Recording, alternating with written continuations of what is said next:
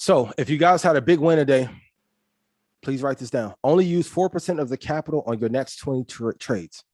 Let the euphoria of your gains wear off.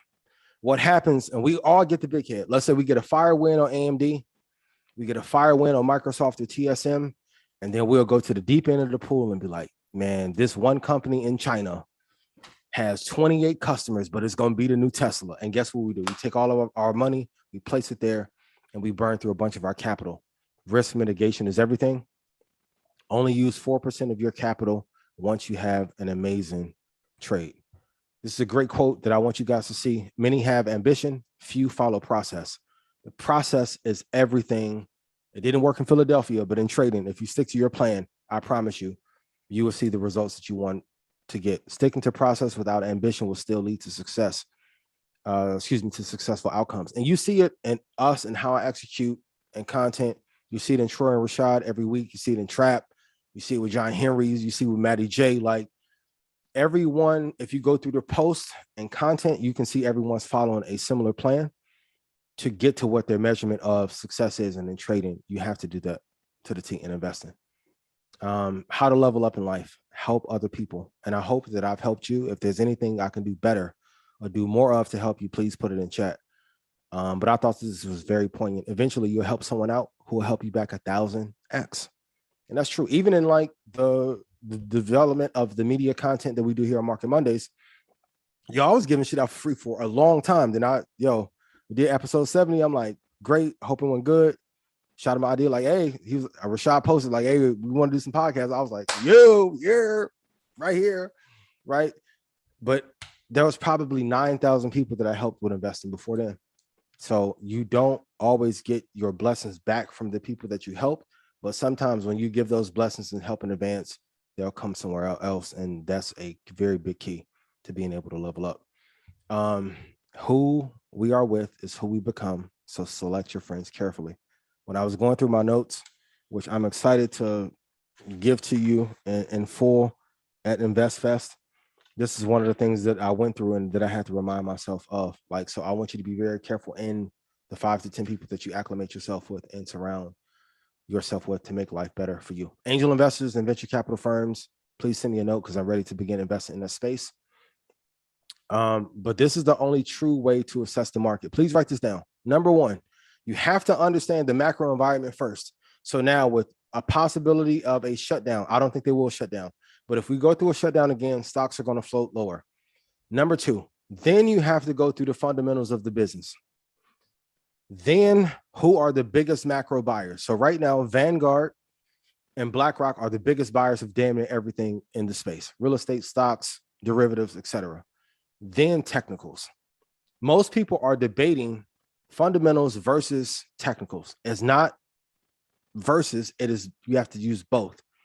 So once you know what environment we're in, what the fundamentals are of a company, who are the biggest players that are going to prop those assets up, then you can get to technicals.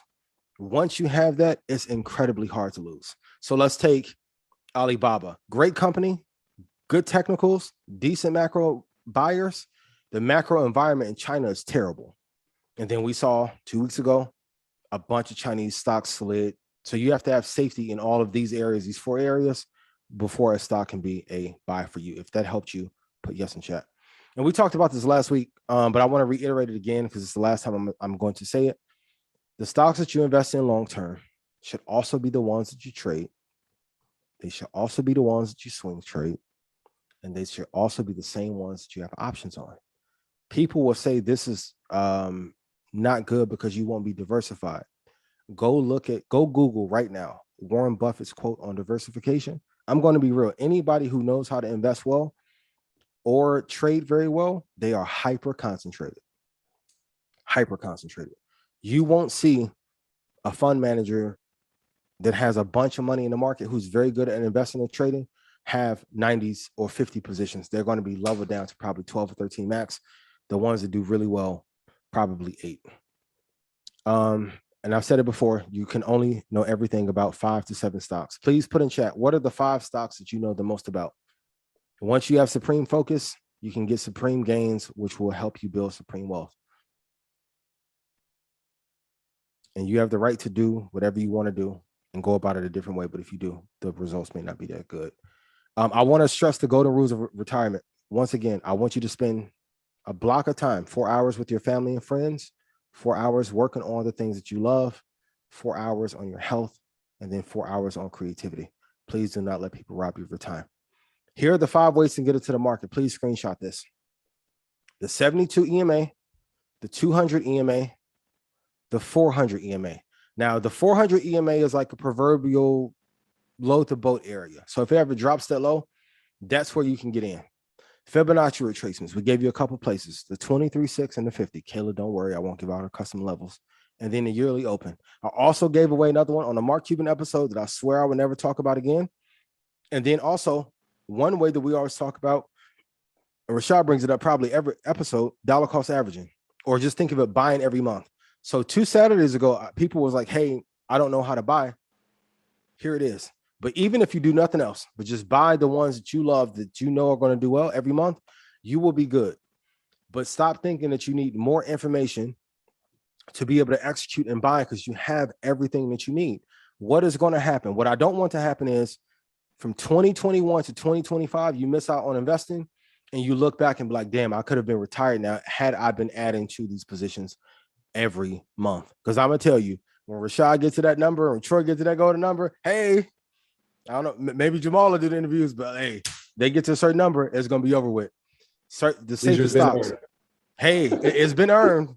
So I'm just telling you, please invest. Safest stocks, once again, Google, NVIDIA, Shopify, Twilio, ILMN, and Intuitive Surgical are amazing. The dividend stocks that are like Lowe's, Costco, McDonald's, Nike, Visa, Starbucks, and of course, Apple gives a small dividend as well. So please screenshot those. Now, this is a secret that I want you guys to know, and I will not even talk about this at InvestFest. So I'll talk about it here and be done. You need to use your day trading setup to get into your long-term positions. This is for my traders who really trade. So if you trade off the 15-minute or the 30-minute, right? Or let's say even the 4-hour, opposed to using the daily chart to get into, let's say, a Microsoft, Apple, VOO, VTI, VGT, that's the scholarship, Microsoft, AMD, NVIDIA, right? TSM. Look at the high time frame as step 1 for true direction. Once you know true direction, you know which way to go. Then you want to look at the day chart. If there's upward movement on the day chart and there's a bunch of green candles, you're good. Then look at your day trading time frame. So let's say you're trading a 72 and a 20, and you're doing a golden cross. So when a 20 period moving average goes above the 72, you want to buy, but instead of trading it, and I know you get more margin if you do intraday trading, but you need to build your base so you can have wealth. Use the 15-minute or the 20-minute or the 30-minute to get into your positions long-term, and you can hold those for 10, 15, 20, 30 years. The purpose of becoming a day trader is to become a great investor where you get sharper entries. And the reason to be a long-term investor is for wealth, but it also helps you see the macro picture better. A lot of you can't trade well because you have nothing long-term going. So you don't know what true direction is. It's not in a 5-minute candle. But if you do a 15-minute chart and then you start with the highest time frame, which I told you already, then you execute on the 15. Voila. You'll get the joy and euphoria of day trading and the back end benefits of wealth. My graduates from my school being Forbes, bag drop. Bag drop. A mic drop, bag drop. Bag drop.